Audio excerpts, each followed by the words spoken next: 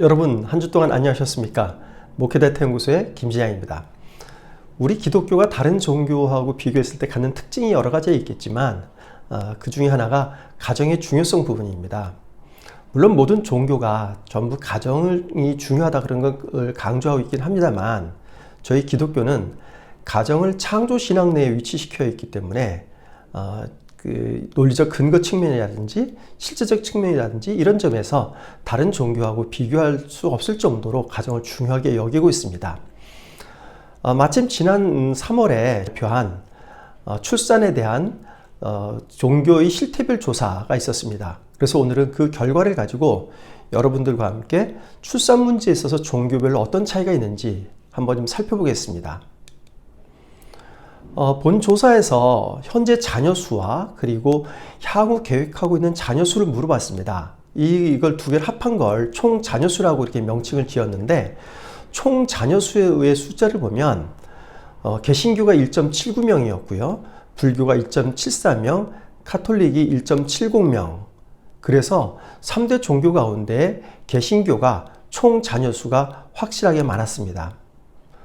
뿐만 아니라 이번에는 가장 이상적인 자녀 수가 몇 명인지 하는 질문을 또 해봤는데요.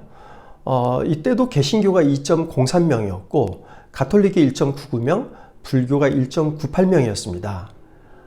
이상적인 자녀 수에 있어서도 개신교 부모들이 가지고 있는 이상적 자녀의 수가 다른 종교에 비해서 제일 많았던 것이 특징적입니다. 두 번째 여기서 주목할 부분은 총 자녀 수와 이상적 자녀 수에서 갭이 발생된다는 점입니다. 개신교의 경우 이상적 자녀 수가 2.03명인데 총 자녀 수는 1.79명이었습니다. 이렇게 갭이 발생되죠. 그래서 우리는 여기서 두 가지 문제의식을 가질 수 있습니다. 첫째로는 왜 개신교가 총 자녀 수와 이상적 자녀 수에서 갭을 보이고 있는 것일까? 두 번째, 왜 개신교가 이런 총 자녀 수와 이상적 자녀 수에서 다른 종교보다 더 많은 것일까? 이 두 가지 의문을 가지고 이제부터 그 현상을 한번 추적해 보겠습니다. 개신교인이 자녀 수가 더 많은 것은 자녀의 필요성을 더 많이 느끼기 때문입니다. 그러면 왜 개신교인이 자녀의 필요성을 더 많이 느끼고 있을까? 첫 번째 이유는요, 개신교가 결혼과 가정을 중요시하는 종교이기 때문에 그렇습니다. 종교별로 결혼이나 출산을 어느 정도 강조하는지 한번 물어봤습니다. 이때 어느 정도 강조한다, 매우 강조한다를 합한 강조의 비율이 개신교는 65%였고요. 가톨릭 41%, 불교 17%로 개신교가 확연하게 높았습니다. 뿐만 아니라 종교별로 출산을 어느 정도 장려하느냐 이런 질문도 해봤는데요. 이때 출산을 적극 장려한다 이렇게 응답한 것이 개신교는 27%였고요. 가톨릭은 17%였습니다. 출산을 장려하는 편이다. 여기서도 개신교는 43%, 가톨릭은 39%로 출산을 장려하는 것은 3대 종교 가운데 개신교가 확실히 높았습니다. 이처럼 개신교가 결혼과 가정을 중요시하는 것이 자녀의 필요성을 더 많이 느끼게 하는 이유의 하나로 작용하고 있습니다. 두 번째 이유는 교리적으로 원론적으로 결혼과 가정을 중요시할 뿐만 아니라 그렇게 인식하도록 노력하고 있기 때문에 그렇습니다.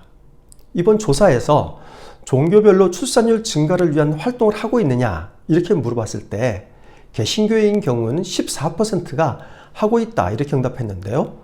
가톨릭은 그 중에 한 3분의 1 정도인 5%만이 있다 이렇게 응답하고 있습니다. 단지 교리만 갖고 있는 게 아니라 성도들이 이런 출산과 결혼에 대한 생각을 명확하게 가질 수 있도록 적극적인 노력을 개신교가 벌이고 있는 겁니다. 세 번째로는 교회에서만 이런 일이 벌어지는 게 아니라 가정에서도 부모가 자녀들에게 결혼과 가정의 중요성에 대해서 가르치고 있기 때문에 그렇습니다. 가정에서 결혼과 가정의 중요성에 대해서 가르치는 정도를 한번 물어봤더니요. 개신교가 62%였고요. 불교 60%, 가톨릭이 53%였습니다. 여기서도 개신교가 제일 높게 나왔습니다. 그리고 개신교 내에서도 보면요. 신앙 단계별로 봐도 여러분들이 그래프에서 보시듯 확연하게 신앙 단계가 높아질수록 결혼과 가정의 중요성에 대해서 더 강조하는 것으로 나타났습니다. 즉 가정과 자녀의 중요성에 대한 가르침이 교회에서뿐만 아니라 가정에서도 전수되고 있습니다. 이런 점들이 자녀의 필요성에 대한 인식을 높였고, 이것이 개신교인이 다른 종교에 비해서 자녀를 더 많이 갖고 있는 것으로, 이런 원인으로 작용하는 것으로 나타났습니다. 이런 자녀를 적게 낳는 현재의 저출산 현상이 원인이 무엇일까? 한번 이번 조사에도 나타났습니다. 이번 조사에서 저출산 원인으로 나타난 걸 보면요, 제일 큰 원인이 과도한 육아 및 교육 비용이었습니다. 두 번째가 여성이 직장생활과 자녀 양육을 병행하고 싶지 않은 사회적 분위기, 48% 응답을 했습니다. 이런 사회적 조건들이 저출산의 가장 큰 원인으로 나타났습니다. 그런데 이런 사회적 조건뿐만 아니라 가치관의 문제도 저출산의 원인으로 크게 작용하고 있습니다. 자녀 없는 삶을 즐기려는 가치관의 확산, 결혼을 하지 않으려는 경향, 사회 물질 중심주의, 이런 응답들이 한 20% 내외로 나타나고 있거든요. 그러니까 사회적 조건 외에 가치관의 변화도 저출산의 큰 원인으로 작용하고 있었던 겁니다. 그럼 이 가운데 사회적 조건을 개선하기 위해서 교회에서 자녀 돌봄 기관을 운영하는 것에 대해서 한번 질문을 해봤습니다. 교회에서 운영하는 자녀 돌봄 기구는 예를 들어 어린이집 같은 거라든지 공부방, 지역 아동센터 같은 게 있죠. 이런 걸 운영했을 때 호감도가 어떠냐에 대해서 개신교인들은 80%의 호감도를 느끼고 있었습니다. 근데 비개신교, 예를 들어 가톨릭과 종교 없음, 불교에서도 교회가 운영하는 돌봄기관에 대해서 호감도가 30%에서 40%대가 나오고 있습니다. 종교가 다름에도 불구하고 적지 않은 호감도를 보이고 있다는 겁니다. 뿐만 아니라 교회 운영 돌봄기관에 그럼 자녀를 보낼 의향이 있느냐, 이런 질문에 대해서도 개신교인은 80%가 보낼 의향이 있다고 응답을 했고요. 가톨릭, 불교, 종교 없음은 호감도보다 한 10% 정도 떨어지긴 합니다만 20%에서 30% 정도가 자녀를 보낼 의향이 있다고 그렇게 응답을 하고 있습니다. 교회가 돌봄기관을 운영을 하게 되면 개신교인뿐만 아니라 다른 종교에 있는 분들도 자녀를 보낼 의향이 꽤 있다고 얘기를 하는 거죠. 지금까지 우리 저출산에 대한 종교별 실태와 인식을 한번 살펴봤습니다. 정리해보면 저출산의 원인은 가치관과 사회적 조건이었습니다. 이런 가치관에 대해서 다른 종교보다 개신교가 더 강조하고 있습니다. 그것이 현재 총 자녀 수에서 개신교가 제일 높은 이유가 되는데요.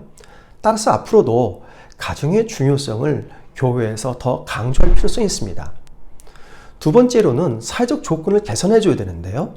교회에서 할 수 있는 가장 최선의 방안은 어린이집이라든지 지역아동센터와 같은 돌봄 기관을 운영하는 겁니다.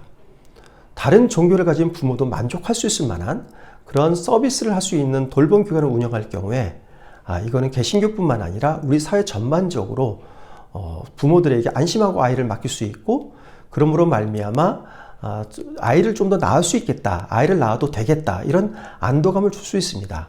바로 이것이 저희 개신교가 출산 부분에서 사회적 책임을 다할 수 있는 길이라고 생각이 됩니다.